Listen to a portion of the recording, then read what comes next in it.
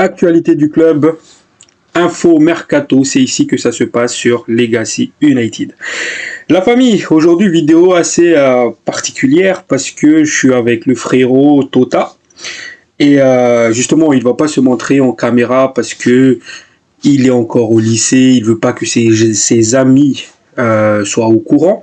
Donc il va parler voilà hors caméra, on va échanger, on va parler de Manchester United, tout ce qui est à corriger, de news, etc. Donc abonnez-vous, un petit like, un petit commentaire, ça fait plaisir et ça soutient énormément la chaîne. Bon visionnage à vous.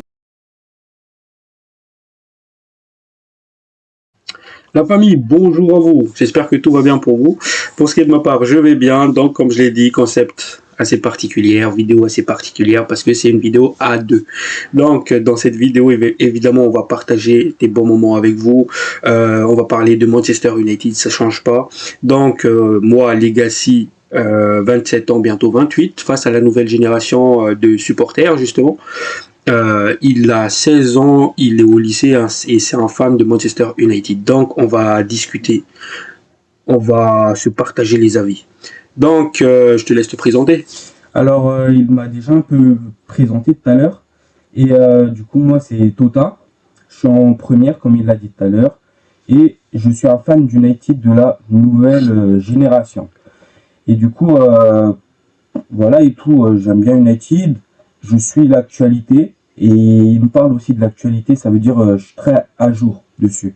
Ok, pourquoi tu as décidé de te lancer justement dans ce défi-là? Parce que il faut avoir pas beaucoup de problèmes justement pour être fan de Manchester United. Surtout, vous, la nouvelle génération, vous n'avez pas connu justement la grande épopée de, par exemple, de 2008 de Manchester United. Vous avez, je pense que tu as connu la pire moment de l'histoire de Manchester United. Donc, qu'est-ce qui t'a fait aimer ce club? La communauté. Quand la communauté est présente. Et voilà et tout. Je les suis et tout sur Twitter. Du coup, c'est pour ça que j'aime bien United, la communauté, l'histoire du club. Il a une belle histoire comme club et c'est tout. Hein. Enfin, c'est à peu près tout.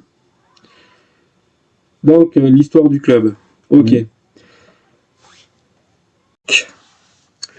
On va rentrer dans le vif du sujet sans plus attendre. Tota, est-ce que tu penses que Ruben Amorim est l'homme de la situation à Manchester United? Oui, clairement, c'est l'homme de la situation. C'est lui qui va faire en sorte que United revienne à son prime.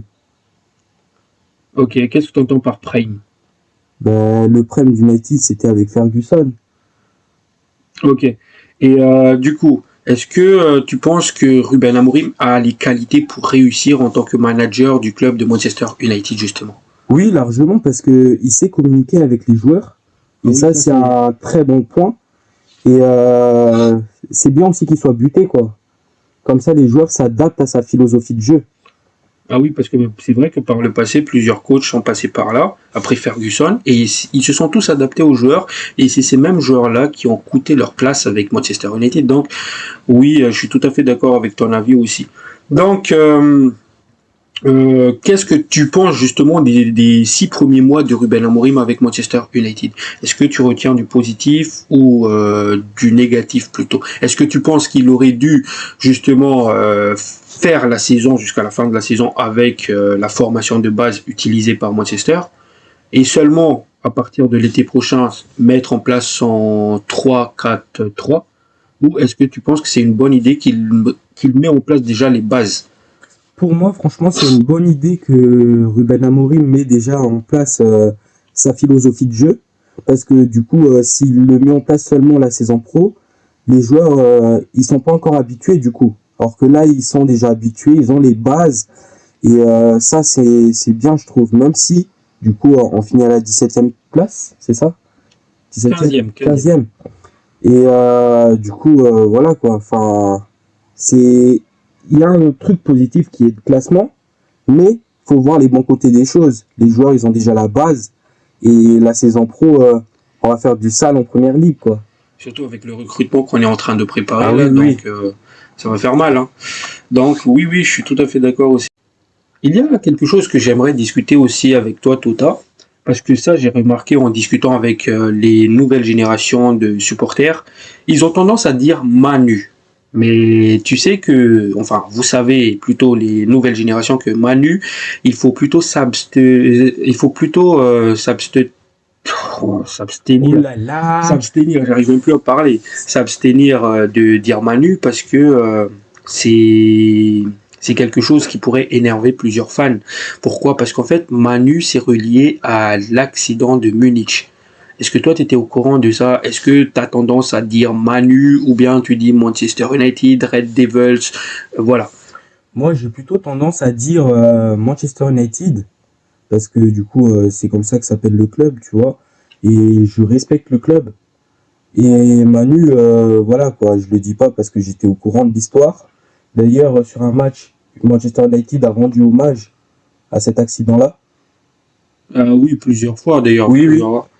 Et voilà, enfin, je connais l'incident. Je sais que ça peut rendre furieux certains supporters. Et du coup, j'évite de dire Manu, même si à l'école, ils disent quand même Manu, quoi. Enfin, voilà, ça m'énerve aussi. Ok.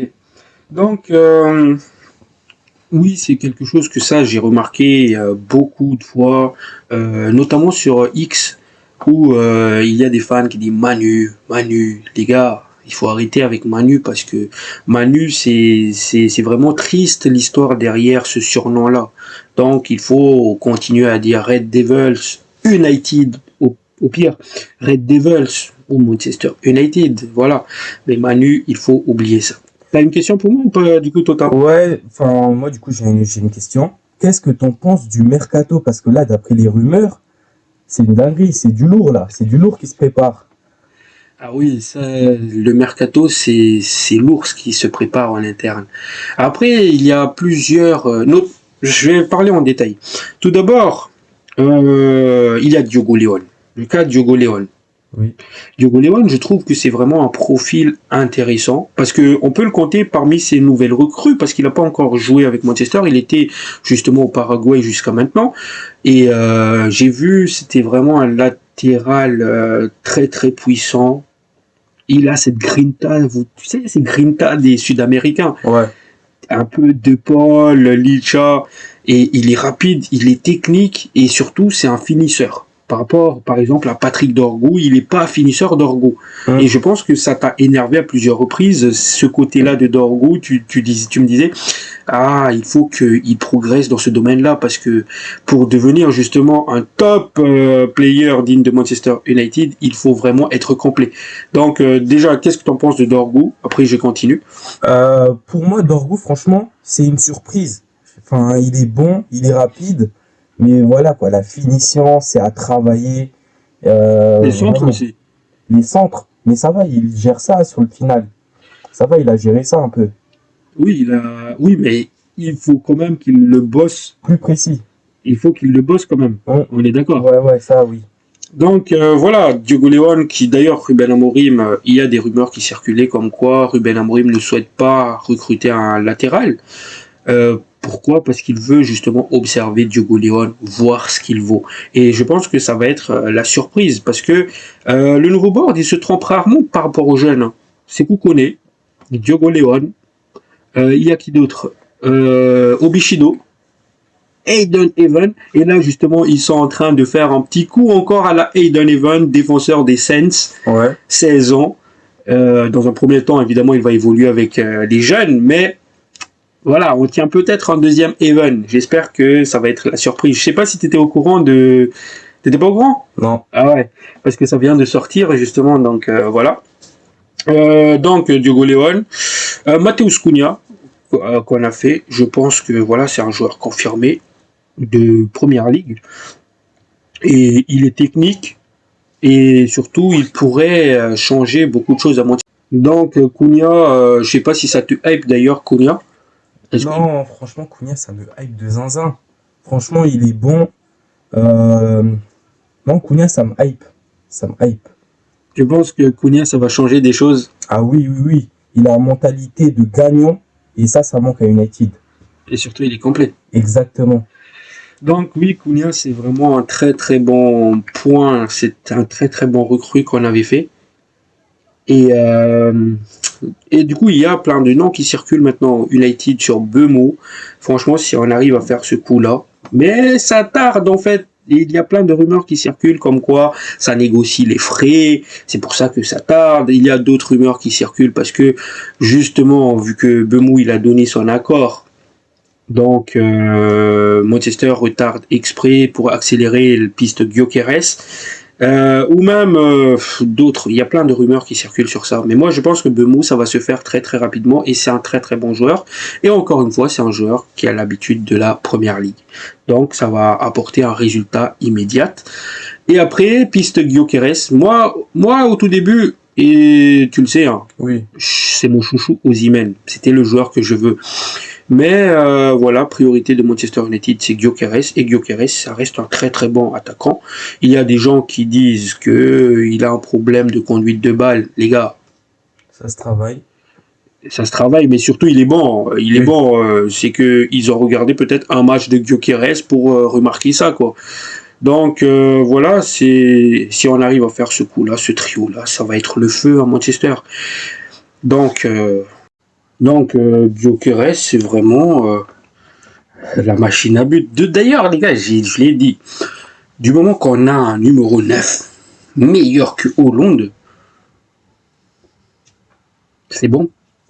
C'est bon, ça passe. Voilà. Donc, voilà, tout ce qui est attaque, franchement, si on arrive à faire cette attaque-là, c'est du masterclass. Qu'est-ce que t'en penses, toi? Ça va être une attaque à machine à but. Franchement, ça va créer beaucoup d'occasions. Et voilà Ça quoi. va finir, surtout. Ça va finir. Les finitions seront présentes. Ce qui manque énormément cette année. Exactement. Et l'autre domaine maintenant, c'était le milieu de terrain. Il y a des noms qui circulent. Évidemment, qui tu veux, toi, au milieu du terrain? Ederson. Ederson, Pourquoi? parce que il est plus qualifié en Europe. Il a des matchs références et surtout, voilà quoi, c'est un bon joueur. Et surtout, il va amener ce côté équilibre qui manque énormément à nos milieux actuels. Exactement. Mais moi, je pense, les gars, que c'est surtout dû à... Vu que l'équipe, en général, il est mauvais partout, ce qui fait que les joueurs aussi, ils ont tendance à être mauvais. Ce que je veux dire par là, par exemple, si l'équipe, elle fonctionne bien, offensivement, défensivement, je pense que même un Casemiro au milieu de terrain, il pourrait être excellent en première ligue.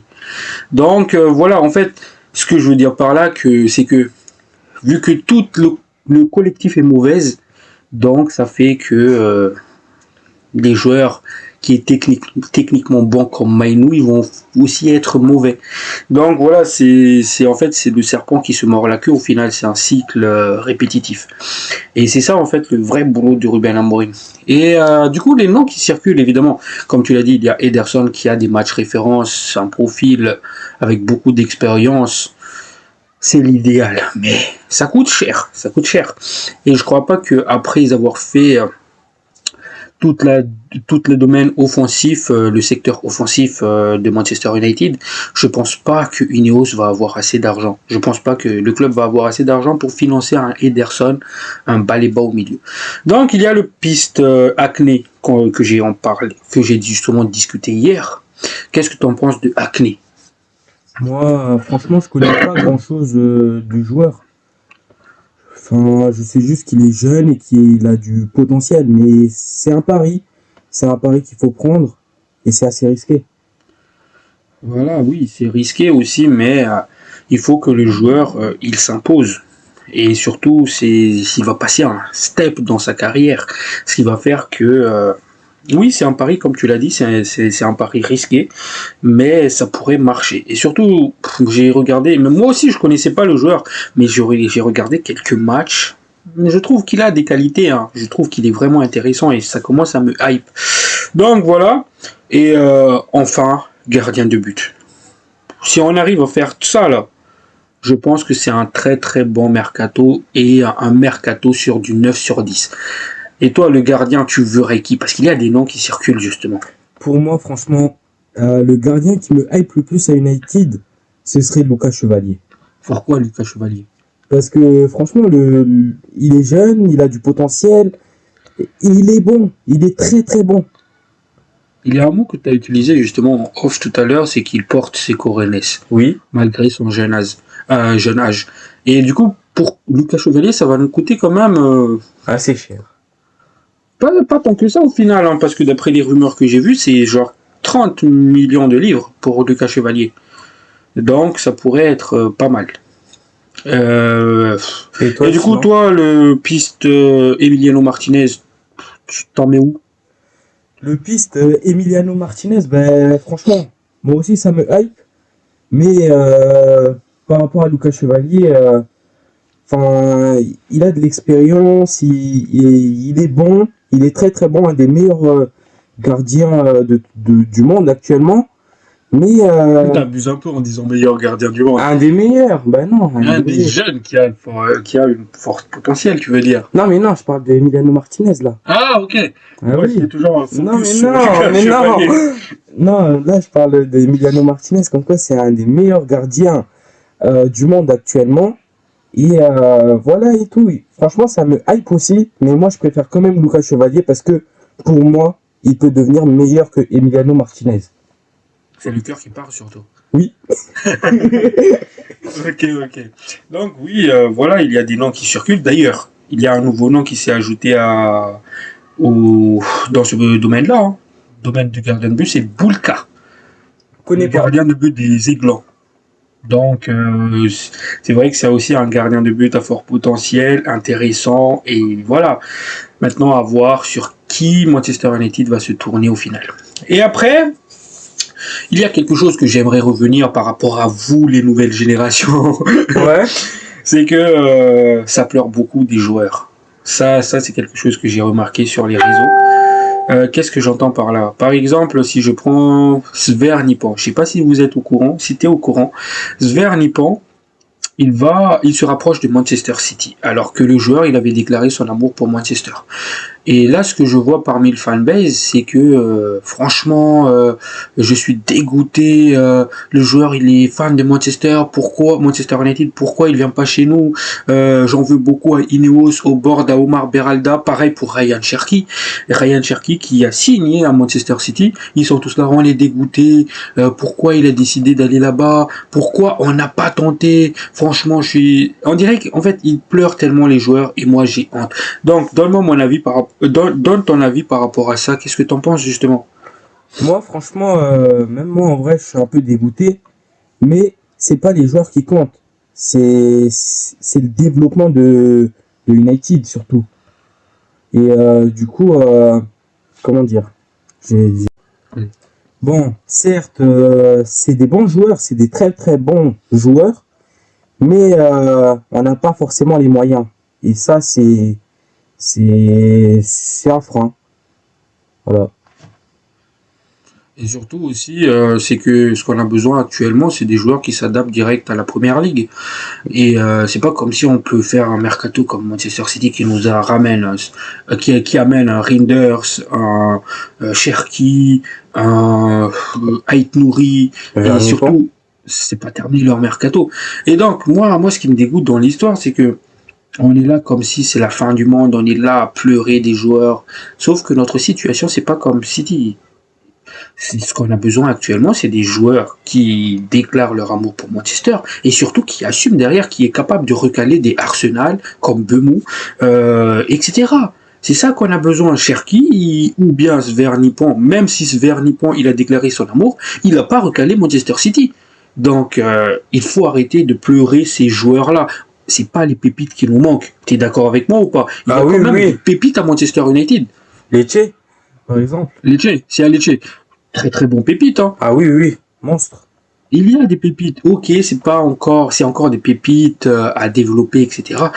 Mais voilà, Là, on nous dit oui, Svernipon, un des meilleurs joueurs de sa génération. Bah, déjà, les gars, il est bon, mais c'est pas le meilleur de sa génération. Il y a quand même Lamine Yamal à le même âge que Svernipon, qui est le meilleur de sa génération. Il y a aussi Désiré Doué. C'est pas comme si c'était vraiment un crack générationnel, là. Donc oui, j'aime bien Svernipon, j'aime bien Ryan Cherki, mais je connais la situation actuelle de Manchester United. On connaît.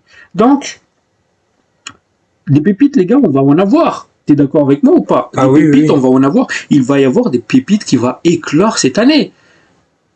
Oui. C'est pas fini encore. C'est vrai. Et aussi, j'aimerais aborder un sujet aussi. C'est que là, en fait, United va pas jouer l'Europe. Ça veut dire que les joueurs qui vont venir à United, c'est vraiment des amoureux du club, fidèles du club. Et ça, c'est un point positif. C'est un point que j'ai souligné à plusieurs reprises, comme quoi, là, on va vraiment voir les vrais visages des joueurs. Exactement. Là, on a vu le visage de Cherki, de Svernipon, on a vu les visages de Garnacho, celui de... Comment il s'appelle Cunha, de Bemou. Donc là, on voit vraiment qui veut venir, qui veut vraiment changer le club. Et c'est ça qu'on a besoin. Les pépites, on va en avoir. Ok, cette saison, ça sera juste le strict minimum qu'on va avoir. Mais par exemple, une fois qu'on a une base solide cette saison, par exemple, l'année prochaine, nous pourrons aller partir chercher des pépites. Il y a aussi Mora de Porto qui est intéressant, il y a Samu. Tout ça, c'est des pépites qu'on pourrait chercher l'année prochaine, et pas maintenant. Donc, voilà. Alors maintenant, on va passer sur le cas de Bruno Fernandes. Alors pour moi, franchement, ce que Bruno il a fait, bon, ça me dégoûte un peu. Certes, c'est un bon joueur, il est complet. Le fait qu'il est resté, c'est ça? Exactement. Parce que du coup, s'il serait parti, on aurait eu plus de tal pour la suite du mercato. Alors que là, il est resté. Et voilà quoi. Enfin, on n'a pas forcément, on peut pas forcément chercher des joueurs ultra qualifiés. Oui, ça c'est quelque chose que j'ai dit à plusieurs reprises, c'est que pour lancer vraiment une nouvelle ère côté Manchester United, il fallait passer par la vente de Bruno Fernandes. C'est pas que c'est un mauvais joueur ou quoi que ce soit, mais on avait vraiment besoin de cet argent-là, cette entrée d'argent, pour vraiment construire une équipe. Et comme je l'ai dit à plusieurs reprises, c'est que si on doit se séparer de Bruno Fernandes, ça sera mieux de se séparer de lui cette saison parce qu'il n'y a pas de compétition européenne. Donc, et surtout, ça permettra de mieux construire un groupe. Donc voilà, ça c'est mon avis là-dessus. Alors du coup, pour poursuivre aussi sur le cas de Bruno Fernandes, le problème c'est que si Bruno Fernandes reste dans le club, ça va ramener du déséquilibre sur le milieu de terrain. Et ça, c'est... Ouais. C'est quelque chose qu'on a vu assez souvent en plus sur la saison passée là, c'est qu'il n'y a pas vraiment de joueur qui est capable de bien jouer avec Bruno Fernandes. D'où en fait il faut bien faire les recrutements pour trouver justement quel joueur qui doit jouer à côté de Bruno Fernandes pour amener cette côté équilibre. Oui, mais je suis tout à fait d'accord avec toi, Tota, pour ça. Donc voilà, je pense qu'on a fait le tour de tout ce qu'il y a à dire aujourd'hui. Encore une fois, j'espère que ça vous a plu. Par contre, la qualité de ton micro, Tota, c'est pas terrible. Hein. Après, c'est normal, je suis en appel là. Et oui. Ouais, c'est vrai. Mais ça, c'est quelque chose qu'on doit améliorer parce que je pense que ce genre de vidéo collab un peu, ça va revenir sur cette chaîne. Donc, il faut qu'on travaille sur ça. Et voilà. Alors du coup, pour clôturer un peu le vidéo, je vais t'interroger. Déjà, dans un premier temps, c'est quoi ton objectif sur YouTube? Ah, mon objectif sur YouTube. En fait, je me suis lancé sur YouTube, enfin pour faire des vidéos, parce que je voulais discuter, partager ma passion, et surtout parce qu'il y a des avis qui me plaisaient pas. Donc, je t'appelais souvent d'ailleurs pour t'expliquer, ouais, il y a ça, ça, ça, ça, ça, ça. Et c'était toi qui m'as incité à me lancer sur YouTube. Je sais pas si tu te rappelles. Oui, je m'en rappelle. Donc voilà, je me suis dit, ça pourrait être sympa Et je me suis lancé pour partager mes points de vue, mais aussi un peu parce que il y a des avis que je vois sur les réseaux et qui me plaît pas. Donc il fallait que j'en parle pour discuter. Et comme objectif sur cette chaîne, sur Legacy, euh, c'est vraiment de continuer à faire de l'analyse, actualité. Je pense aussi que bientôt je vais me lancer dans les lives. Mais pour ça déjà il faut que je suis en train de préparer les matos pour le faire en fait actuellement. Notamment je suis en train de préparer la salle pour faire le studio, caméra, micro, parce que le micro actuel que j'utilise elle est pas top. Et ça c'est quelque chose que j'ai vu dans les commentaires. Et voilà. Et après, on va essayer de s'améliorer, faire des live réactions pendant le match, faire un peu commenter en direct un match de foot animé, parce que j'ai vu des choses cette saison, par exemple, que on se faisait tout le temps descendre par les commentateurs Canal, et ça m'a pas plu. Donc ça m'a donné une idée. Je vais faire un truc où je vais vraiment commenter, dynamiser la chose. Et voilà, ça pourrait être sympa pour la chaîne. C'est ça l'objectif du coup. Et surtout, me lancer aussi dans des collabs. Aujourd'hui, c'est un essai. On n'était pas préparé pour le faire. Hein. Ça, c'était vraiment un coup de tête. J'appelais Tota, on parlait de Manchester. Après, on s'est dit, bon, bah, vas-y, on va faire une vidéo. Donc, on n'a pas forcément les matériaux encore pour le faire. Mais c'est quelque chose qu'on va corriger petit à petit. Donc voilà, ça c'est mes objectifs. Ça c'est l'objectif de la chaîne Legacy United. Donc, on va clôturer maintenant. Hein. On n'a plus grand chose à vous raconter. Écoute, Tota, c'était un plaisir de te recevoir. Y a pas de Et souci. voilà, ça me permet un peu aussi de parler avec la nouvelle génération. Et prends soin de toi et prenez soin de vous, les gars. Merci. La paix sur vous. Et surtout, ciao, ciao. Ciao, ciao.